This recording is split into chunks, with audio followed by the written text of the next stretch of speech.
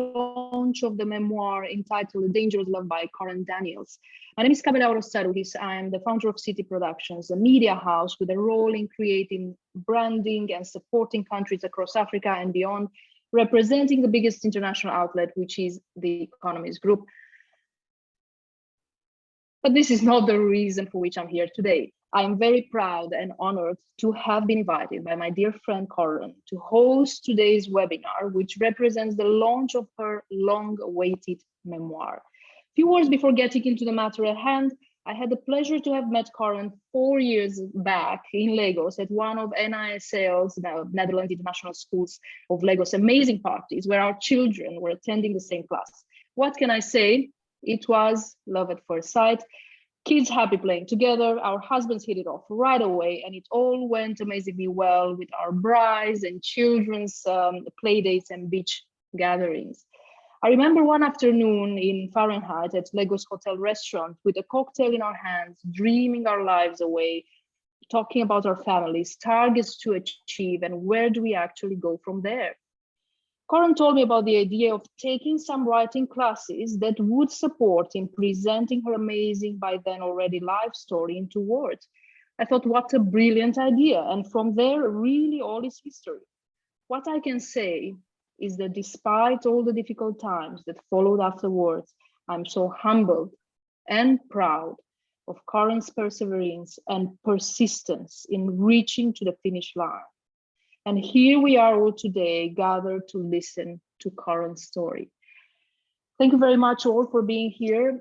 Before presenting and introducing Karen, I would like to just have a quick intro into her life, into the bio of Karen. She grew up in the early 80s in the apartheid South Africa. She is a successful career woman. She works full-time for a multinational implementing human rights best practice in their value chain. She's an MBA graduate, certified life coach, and now an author. What else can we ask for? She also holds the most auspicious title of mom of 11-year-old twins that we will hopefully meet during this beautiful webinar. Karen has enjoyed a stellar career which has led her to many countries across the globe, and more recently she has spent time in Lagos, Nigeria, where actually we've met, where she lived with her family for 3 years on assignment. Karen has traveled an arduous journey that had transformed her into who she is today. She found herself head of their household at the age of 15, responsible for her family and working a 9-to-5 job. Just as she hit 18, the system collapsed and her next 2 decades were spent surviving the chaos and uncertainty of a country in the throes of rebirth. In her deeply young, naive girl, personal memoir, which we launched today, A Dangerous Love, Karen tells her story of being a young, naive girl from a sheltered life who falls in love with and marries the man of her dreams, and a love that turns to obsession and violence. I'm sure that everybody's very excited to be reading the book. Before going into the conversation, I would just like to a little bit to have few notes from the back cover of the book that at this point is number 21, noted as number 21 in African literature on Kindle store. Yay! Well done. 44 in survival biographies and memoirs, and 61 in African literature books. And this is just few days actually in the stores. Imagine what it will be a few days or weeks from now. So regarding the book cover, just few things. Karen Daniels, she was only 21 when she met Martin, a mysterious, dangerous man who at 22 years of age had the world at his feet. Captivated by this man, she was soon caught up in a love affair that turned into obsession and violence. Gutsy and charming, Martin wasn't born into a life of crime and drugs, but his greed and passion soon pulled him into the underworld, and he was overcome by darkness he could not escape. A Dangerous Love is an exhilarating, true love story that plays out in the chaos and lawlessness of the political turmoil that was South Africa in the late 80s and early 90s. The mayhem and desperation of a country whose social fabric is unraveling is mirrored in Karen Daniels' own life and hers is an up-close and personal account of being a young woman of color in the anarchy of early post-apartheid South Africa. Hold your breath, because I am, as Karen takes you with her on a roller coaster ride into an abyss of armed heists, crime, and violent abuse.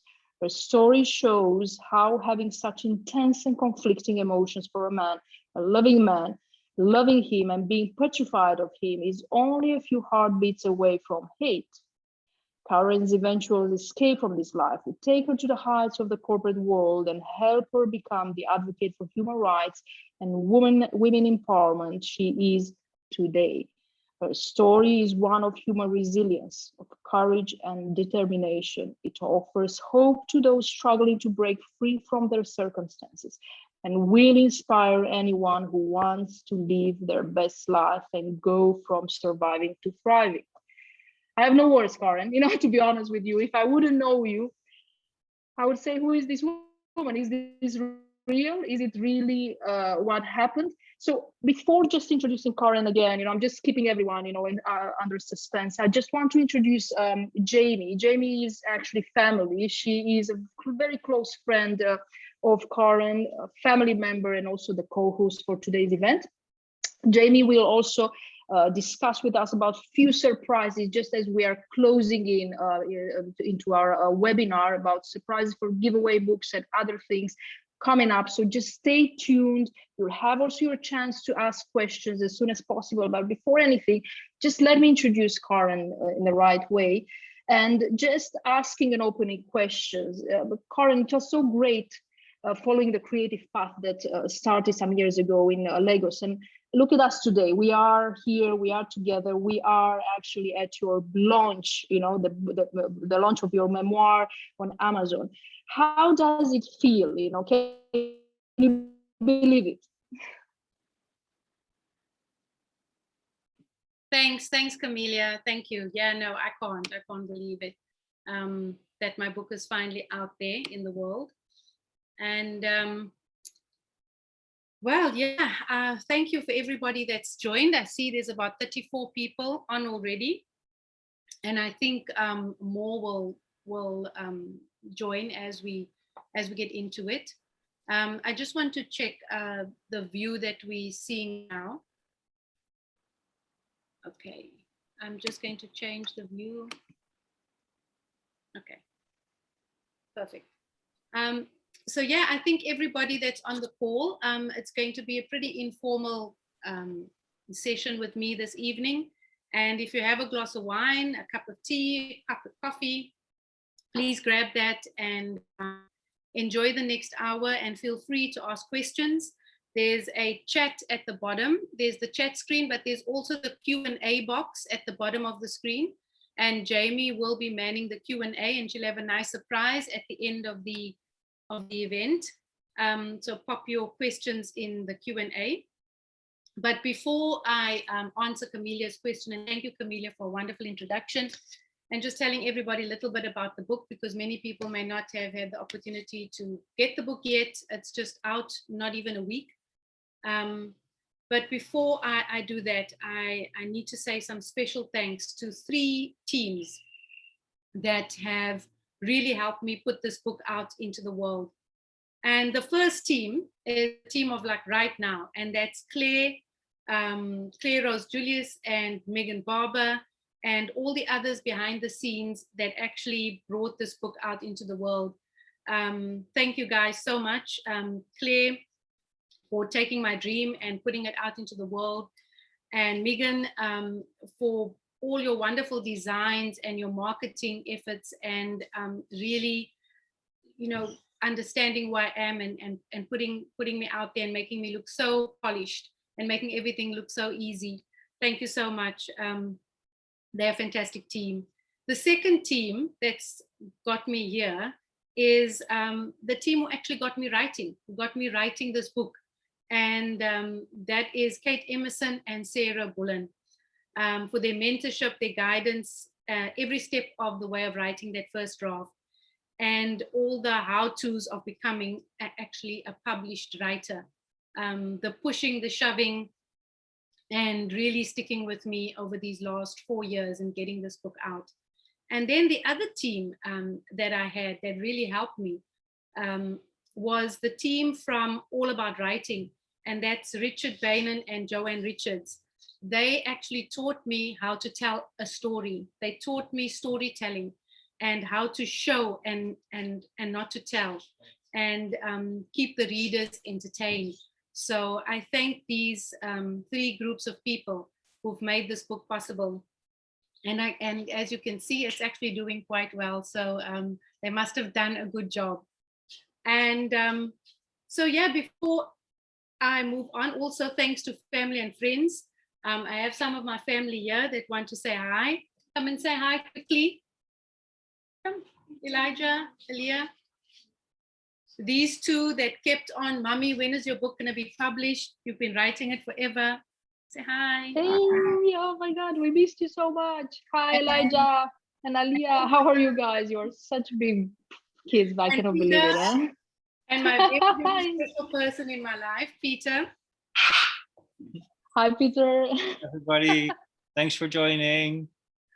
Who's really supported me unconditionally and literally pushed me to the finish line. And then I've also met a lot of friends along the way, the writing, our writing groups and the writing people who really are an amazing support for any writer, and especially a new writer. They encourage you, they share your fears, your frustrations, your self-doubt. And I have three that have become really good friends. And one is Corey. She was my buddy writer right in the beginning, and she's really special to me. And then Catherine, that I've met through the writing groups as well, and Kelly, who's become very close to me as well. So thank you all very much. So to answer that question, more about me. My life has been filled with many adventures, great highs and some very low lows.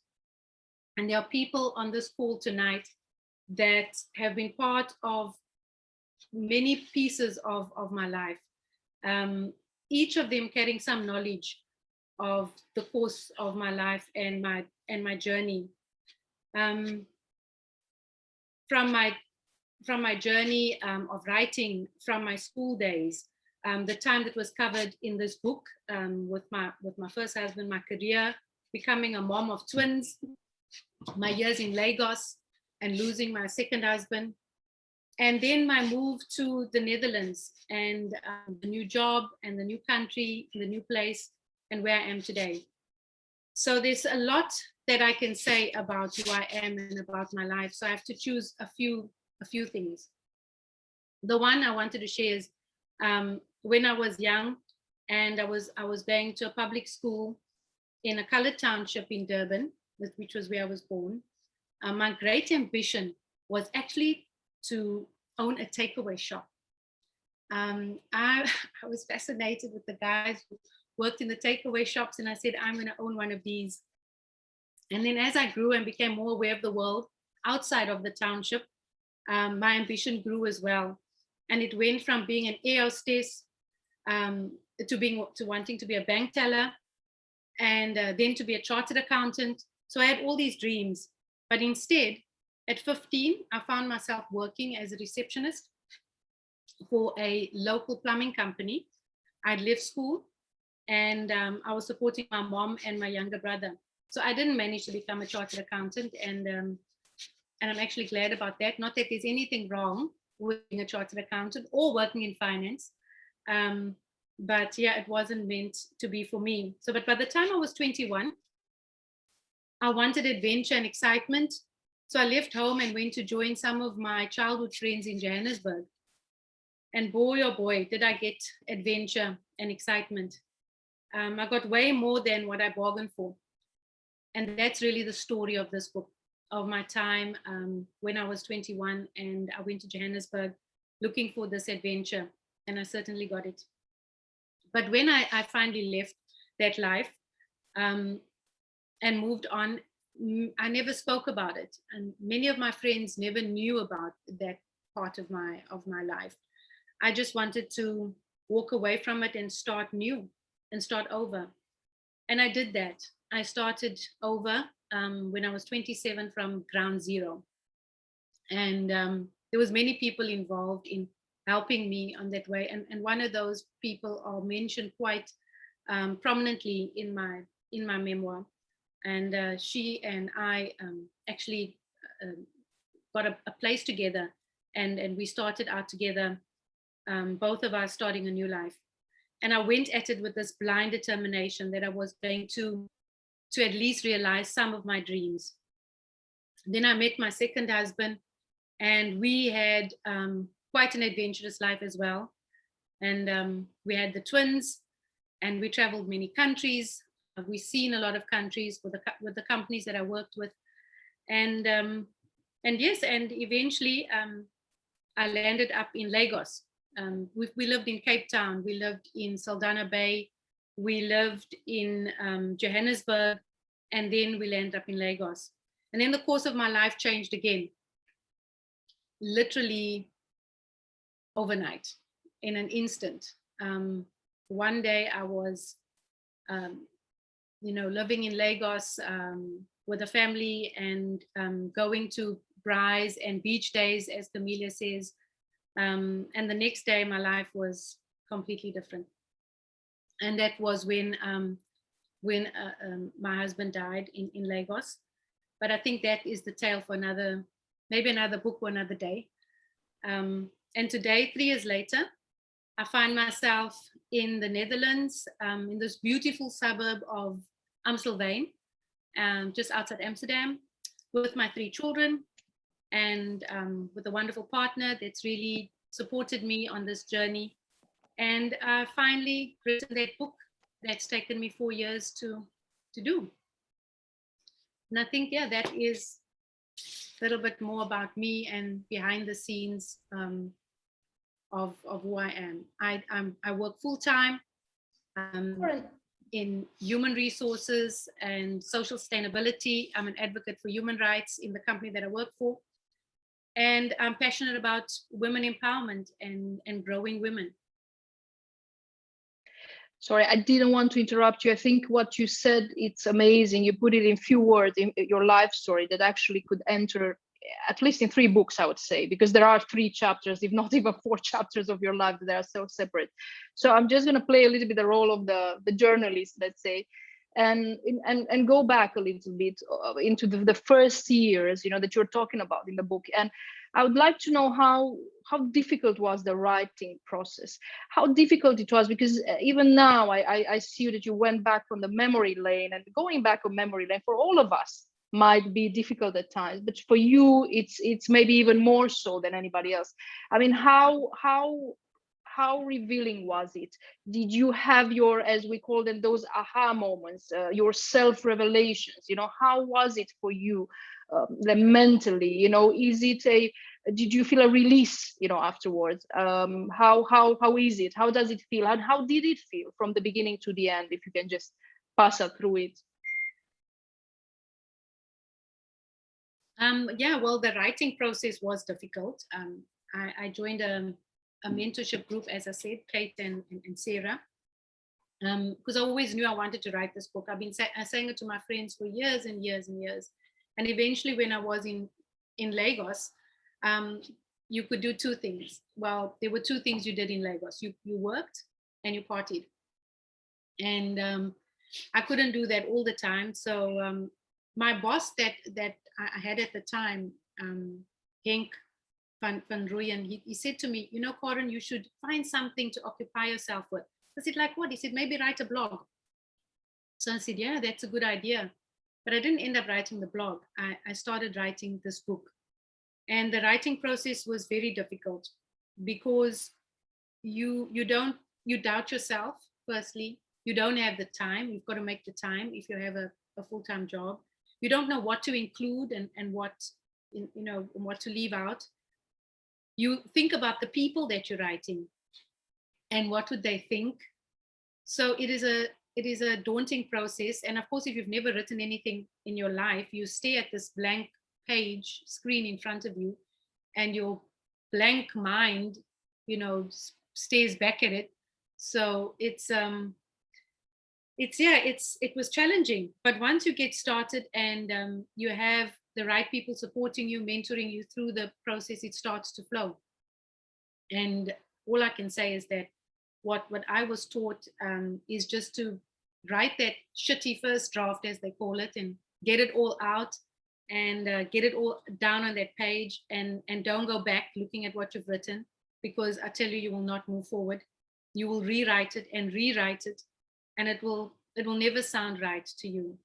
So yes, the process was challenging, but I learned so much about writing and about myself. Um, What doors or path did writing, do you think, open for you, professionally and personally? Because I could feel, and you were like sharing something with us, but you can definitely share more, because we are all very interested to see how did it change you, and how did it change you also on the professional life. What kind of impact did it have, and in the personal life, of course? I think writing the book for me, Camelia, for me was really when I finally finished that first draft. I wasn't sure whether I was going to publish the book, because yeah, it's as a lot of people are saying, I've been brave, but I don't think it's really bravery. It's just that if something really calls you, you can't walk away from it. And I know we had that conversation so many times about, are you going to publish it, and do you really want to tell the story? And many of my friends did say that to me, and I did try and put it away many times over, but it wouldn't let me go. So clearly, there's some, the universe has got some plan around this. So I don't know if it's opened any doors. It's probably closed more doors than it's opened. But be that as it may, I think for me, what's changed about myself through the process of writing this book, because a lot has happened since I started writing the book. My life has changed outside of the writing process of writing the book, and I took up the writing again. But what changed for me was that it taught me something fundamental. It's that we all need to own our story. True. We need to accept ourselves for who we are. But even before I finished the book, with the events that happened to me in my life, it really shook me. As many of you who know, um, but it taught me something, that you need to own who you are, because what happens to you in your life, it's fundamental to who you become and how you show up in the world, and what your essence is really about. And finishing this book and actually publishing it, for me, that was me owning my story. You know that we are extremely proud of you, and I remember I remember when we had that chat in Lagos, going out freestyle, and uh, it's one thing to discuss about something, and one thing to make it happen. And that's the difference between the ones that are really doers and the ones that are just talking. And this is the amazing strength that is in you, within you, Karen, that a lot of your friends, and not only friends, also professionally, they know you. And the fact that you reach, and you really managed to reach the finish line with everything that happened to you, because this is a book that was you started writing it, I still remember it, when you were still in Lagos, and so many things have happened since then, good and bad. The fact that you reach to this finish line, it's an amazing. And as we said, this is a book about women empowerment, and the fact that really anybody and any woman, I mean, we don't forget there are a lot of women there, they don't have even the basic education, they're not allowed due to different reasons in different countries, it is religious or otherwise. So you had other reasons for which you had really a tough life, and here you are right now. May I ask, have your beautiful daughter Alia, that she's there, she's the next generation, she has a different life, you managed to create a different future for her already. What is, in your opinion, what in your opinion are the do's and don'ts that you would advise your daughter, and any young woman in today's lives, what should she do when she becomes an adult, when she just breaks through from her family life? Well, I think, just to go back to your question about, and I was giving it some thought, what what would change for me personally by writing the book? And I know a lot of people also do ask that. So why did you write the book? What I would like to hope to achieve from the book is that it does help other women. It does act as a voice for those who don't have one, and gives them that courage to take the steps that they need to make a different life for themselves. And I hope in the future to work with women and men. I'm not leaving out the men, but to work with women and men who want to put action to their dreams, who want to see their dreams realized, who don't just want those dreams to stay on that shelf, but who actually want to put action to their dreams, who want to push themselves out of their comfort zones and their stuck places and achieve their dreams. And that is really my passion, is to work with men and women, mostly women and young girls, to help them achieve, to live their best lives. I know living your best life sounds so cliched, but after we've been through this pandemic with COVID, one can really, I can say, be grateful for what we have, the small things in life. People started to be thankful just to go outside and to walk the dog. And for myself and my children, we learned that life was short and fragile in a very different way. We didn't need COVID to teach us that. We learned that. And that is what I hope to do, is to live my best life through inspiring others to put action to their dreams. And that is what I hope that my daughter sees, and my son sees in me, and that I can inspire them to do that. In fact, my daughter has written a book, and she's asked me to please show you this book that she's written. She's been typing away. At first she said it was a memoir, and apparently now it's some sort of sci-fi novel. And it's called Attack on the Robots. And this is her book, Attack on the Robots. That's amazing. Look at her, look at Aliyah. So she has written by Aliyah Daniels and illustrated by Aliyah Daniels, and it's got a blurb at the back and everything, and illustrations and the works. So I hope that my 4-year sojourn of writing my book has actually inspired a budding writer in my own family. But yeah, to come back to what you said about what would advice would I give to other women? For me, I would say, I keep saying this to my friends and to my family: you are what you believe. You really are what you believe. If you believe you can do it, you can do anything. We are so, as human beings, we are so resilient. We have no idea how resilient we are. We can go through hell, but we will come out. As human beings, we are built to be like that. And what I see we need a lot in this world, in this changing world as it is now. We need mentors. We need women to help women to mentor the young that are coming up, and even to mentor each other and to be there for each other. And sometimes just seeing each other, just making sure that you see your friends, and that people know that they are seen and they're appreciated, is motivation and inspiration enough.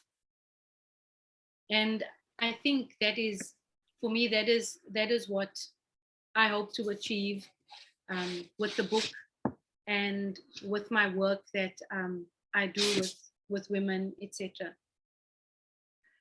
Thank you, Karen. I mean, as you see, my light is on and off. I'm in Lagos now, Nigeria. The electricity sometimes cuts off.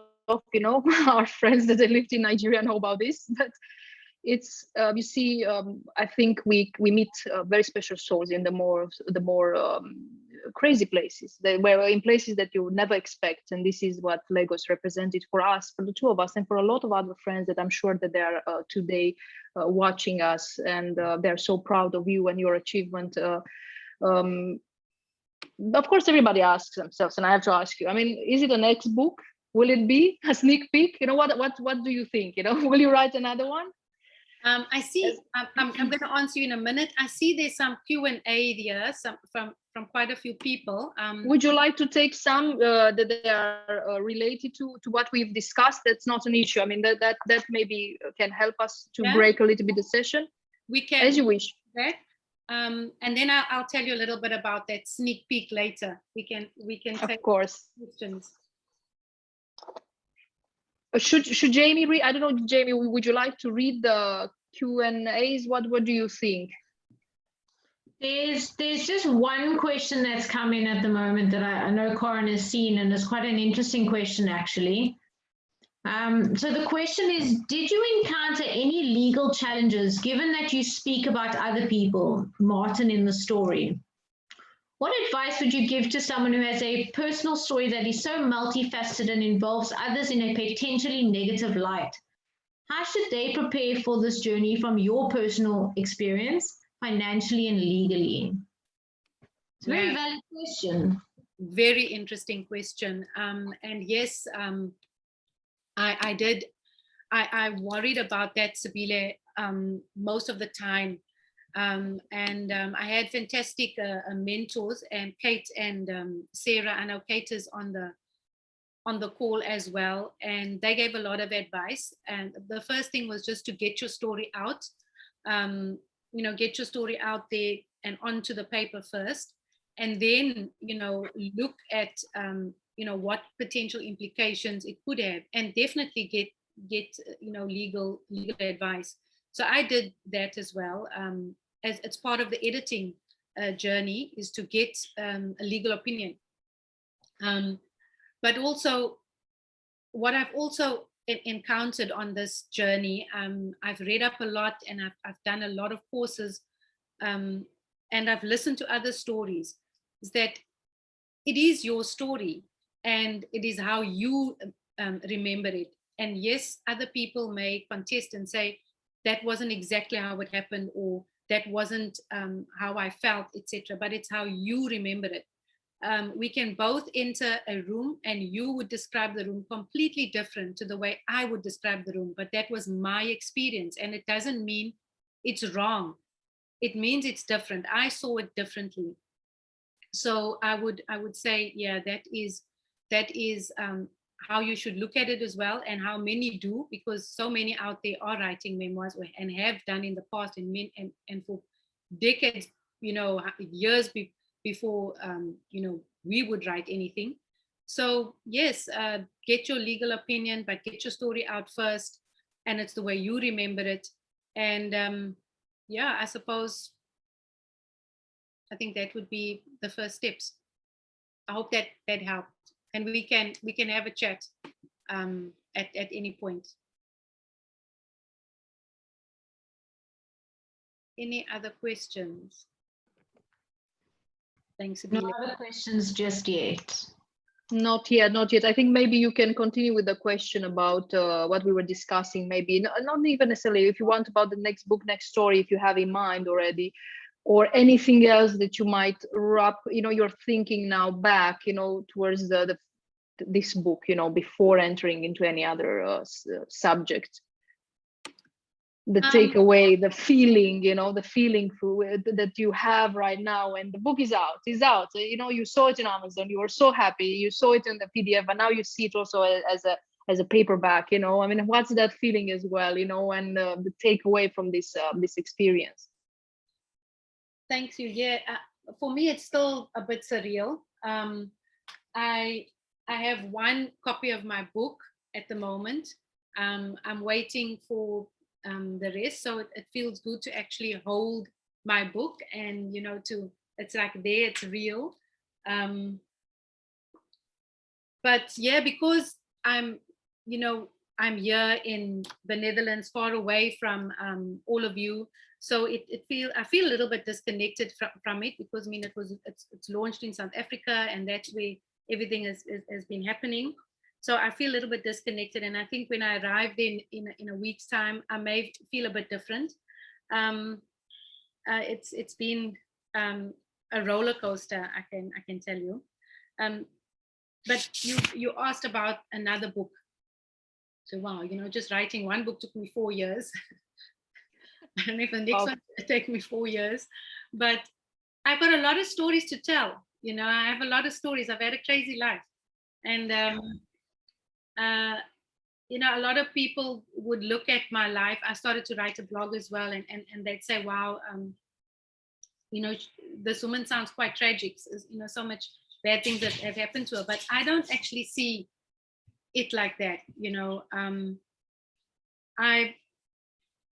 I always look at how to turn a bad situation into something positive, and sometimes you don't have a choice. You just have to keep going, and you just have to do what you need to do. So sometimes it's not that you even have a choice. But if I do write another book, it'll probably be something about being a woman in this wild world and turning adversity into opportunity.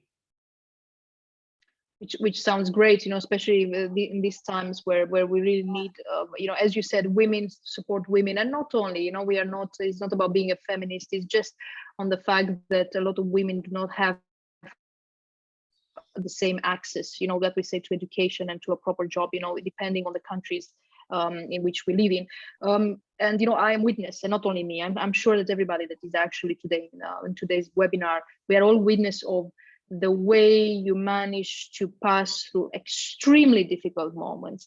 And when somebody said, well, yes, if I would read the book, I would expect you being there, depressed and a different person than you are actually. And that's the beauty of Karen. Karen is a very special, is like a flower, you manage to close when the situation, and really be strong when the situation is difficult, then you open up immediately afterwards. And this is the reason for which you manage to be today where you are. And as we said, you start with an idea, and you really you manage to bring it to the finishing line, and that's something to be really commended for. I don't know if there are any other Q&As, but other than that, I don't know if you'd like to say anything right now, and before Jamie would also share some thoughts on the way things will go. Yeah, I had some shout outs from some people, and I'd just like to say hi to them. So Ravi, Naika, and Carol, they from way in my past when I worked for the ports. Ravi was our captain. Hi there, guys, and thanks for joining. And for my aunt Rosemary in Australia, I don't know what unearthly time it is there. Thanks for joining. As my aunt was saying, we all have stories to tell, and every one of us has a story. My story isn't that special. There are so many out there with even worse stories to tell, but it does take a certain amount of courage, I suppose, to tell it, especially when you've lived most of your life, almost 30-40 years now, not telling anyone that story. It does take some courage, but all of us have our story. All of us has a story, and it's just about whether you want to tell it. And sometimes you don't, and that's also okay. I got a question. Jamie, you said you've got a question for me. I've got a few questions for you now. So Catherine is asking, if you could go back and choose not to marry Martin, would you, or do you think the experience has made you a better person? Oh, I think I need a sip of wine now before I answer that one. Oh, Kat, I don't know. I wouldn't have married him. If like I was talking about mentors and role models, mentors and role models for women, if I'd had that, if there was more support in our country at that time, and there was absolutely nothing, I don't think I would have stayed that long, firstly, but moreover, I don't think I would have married him. If I had the right guidance, the right mentors, the right role models in my life, which was so lacking in that time, especially for us colored girls. And yes, I am a colored girl, and I grew up in a colored environment. And these things were not always open to us. We never had access to a lot of things. We went to school, we played in the streets, we came home, ate our dinners, and life went on pretty much. So I think if there was more of that for me, I think I would have a very different life probably. But then I wouldn't have written the book and met all your amazing people. So, but no, I wouldn't have married him. Okay. And we have a question from Stacy. Throughout your life and based on what you have experienced, what keeps you motivated, keeps you going, seeing the positive in some of the darkest situations? Thanks, Stacy, for that one. I think for me, it was something that I had from when I was quite young. I always tended to look at the positive side, and I think maybe I got it from my mom. When days were dark for us, and my mom always saw the silver lining. And later, as I grew up, I think also because I left school at a very young age. I was 15, and I supported my mom and my brother. And for me, it was never a choice. I didn't actually see, oh, I have a choice. You can actually not do it, or you can do it. For me, I always just knew I had to do it. So, and I always had to make a plan. So for me, when things get dark and when, life throws its punches, I do feel it. I feel down for a couple of days, but I make a plan. And I know that at least, every day that I'm gifted to wake up to a new day, it's a new opportunity for me. It's a new opportunity for me to get out of where I am, to make a fresh start, to try something new, and to keep pushing to get to where I want to be. And every single new day is a brand new chance. Thank you. Okay, what's next? Anthea is asking if mom has read the book, and if so, what is her opinion? No, Anthea, mom has not read the book, but mom wants to read the book. So I said to her, I will bring her a copy. I don't know if mom would really want to read the book. I would actually not want her to read the book. But yeah, if she wants to, she can read it, and I will hear what she has to say, and I will let you know what mom has to say. And then we have another one from Malika. With your story taking place in South Africa and the constant struggle we have here with gender-based violence, what signs or things should we look out for to protect ourselves against our partners or other people in our lives? Ooh, that's a difficult one. Yeah, I think there are definite signs. I think for women, if your partner cannot appreciate who you are, and that you have a voice, and that you have dreams and aspirations, and that you have likes and dislikes, if they cannot appreciate that and support that, I think that is one of the biggest signs, that things are not right. And it doesn't always have to lead to violence or any type of abuse. But I think if your partner cannot respect you as a person, not just as a woman or his woman, but as an equal and as a person. And I know that people say, well, do men really treat you as equals? But yes, they do. There are good men out there, and there are men that actually treat you as equals. And there are men that can come home and do the dishes even after a hard day's work, or feed the kids, and play the role that's so stereotypically women. And if your partner cannot, treat you as that equal and see your dreams just as important as his, and support you in it, fully support you, then yeah, that's probably not the best relationship to be in. And another one is, of course, jealousy, extreme jealousy and obsession. That is a huge red flag. Jealousy and obsession,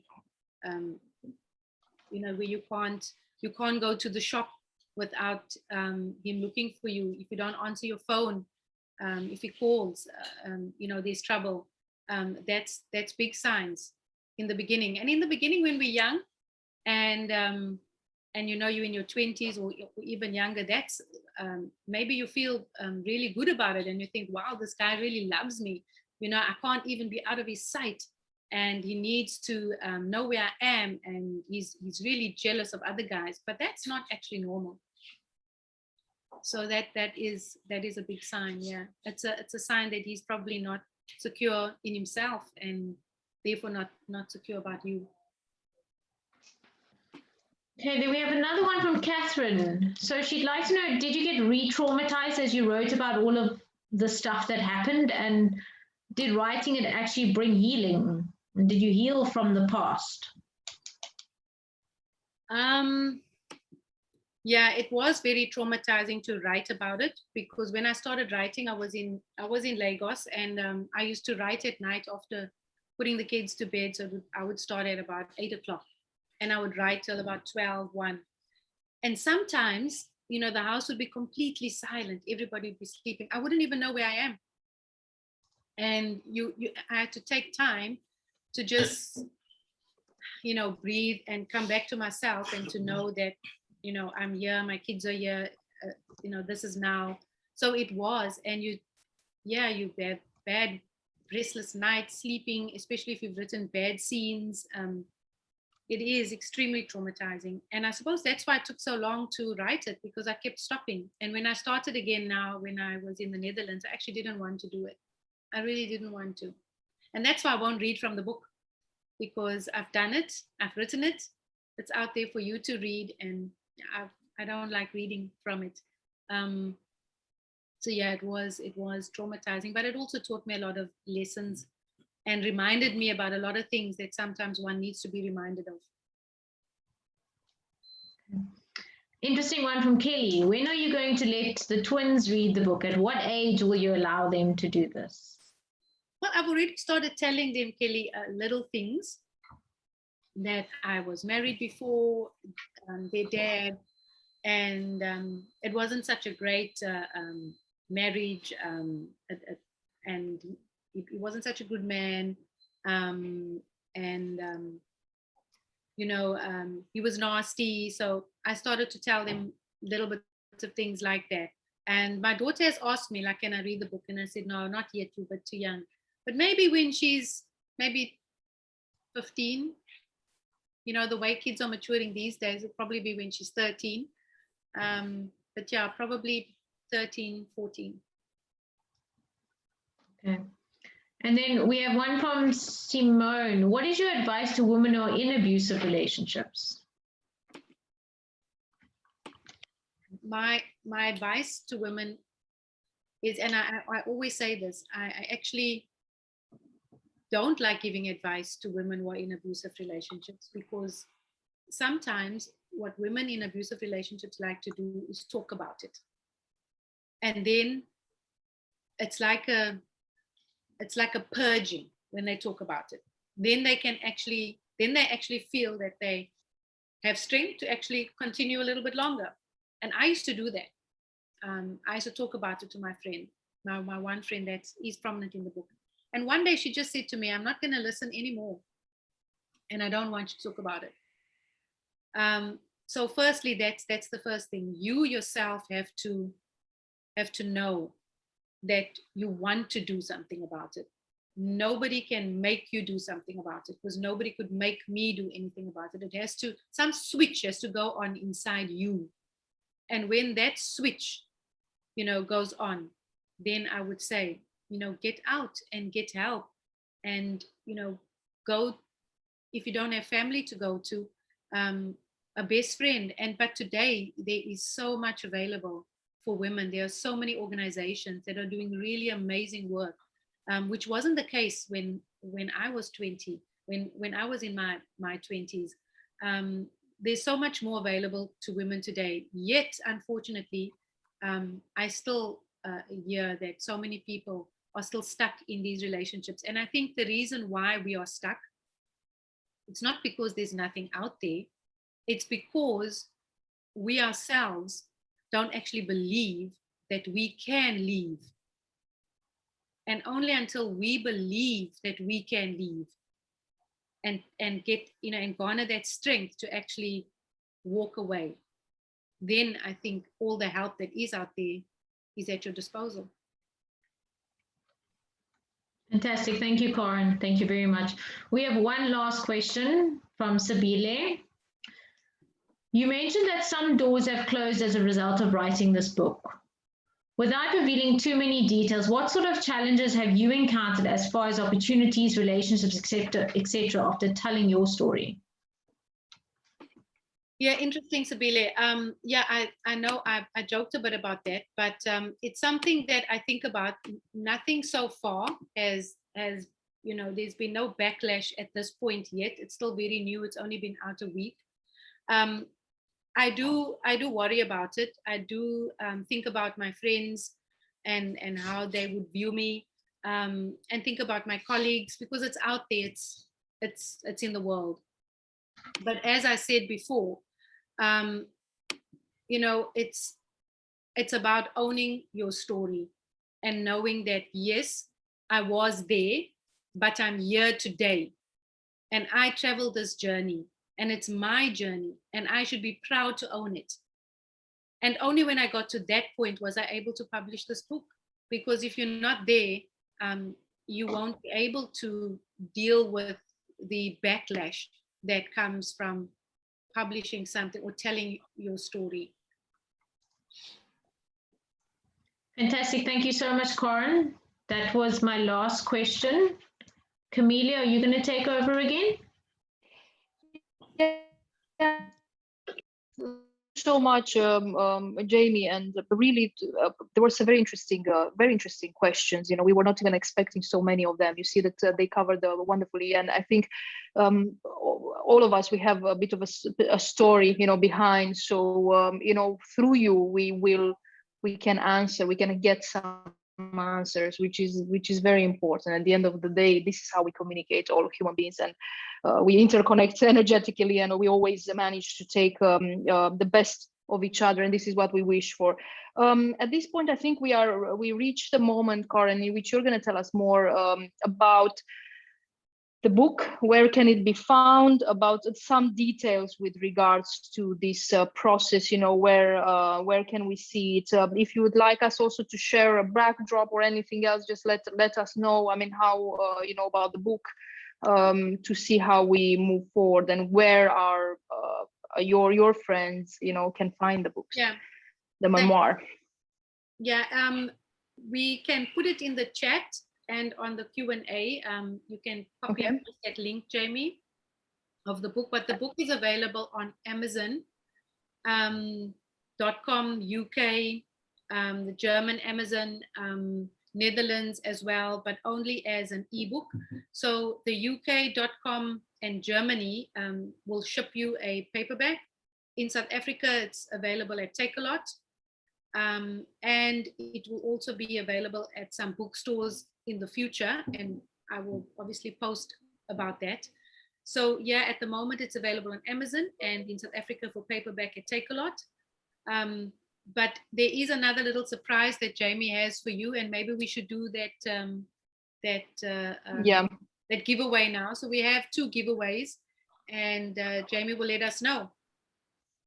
Okay, so the first giveaway is for the person who asked the first question. So Sabile, well done.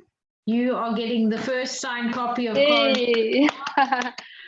Well done. A very interesting question as well. Very much so. And then I'm going to do a draw of everyone who asked the question. Your names are in a nice little bowl over here, and I'm going to pick one, and that person will win the second copy of Corin's book. So let's see. Simone, well done. You have won the second copy of Corin's book. Well done, Simone. That's great. So great. Yeah, and I just want to leave you guys with my last message. I'm just trying to get this off my screen. My kids are on a laptop upstairs and it keeps popping up here. Or is it just messages? Can't get to my view. Yeah, what I would just like to say is, firstly, thank you everybody for coming and spending this hour with me. And I just want to say is that I wish every one of you everything of the best with your own lives and with your own stories and with your own journeys. And to just remind you that life is fragile and it is very short and it's yours. So don't let anyone or anything take the light from your eyes and the joy from your heart. And thank you very, very much for coming. Karen, what you said is amazing. We're just gonna, at the end, we're just gonna put the slideshow with the book. I think again we are humbled and honored to have been in your book launch. It's such an important moment, and it's not just for you; it's for all of us, for your friends, for us women. That we have a story as well to tell, but your story really, it's so important for this generation and the next generations that are about to come. And that's the reason for which we need to keep pushing for our children and for our children's children. So thank you from the bottom of my heart for inviting me today. And thank you all for being here. And in the name of Karen's, I'm playing the host, but that's the truth. Karen actually said it all, to be honest with you. So thank you again, Karen. Thank you, everybody, and enjoy the rest of your evening and have a glass of wine.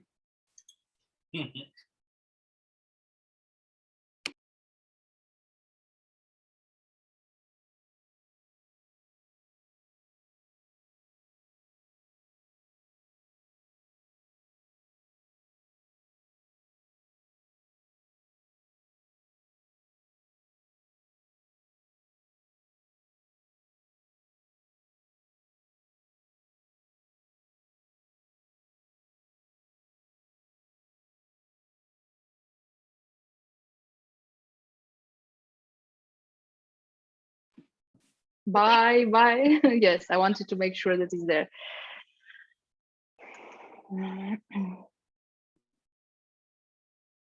Thank you, Karen. Thank you, Jamie. Bye. Thank you, everybody. Bye-bye.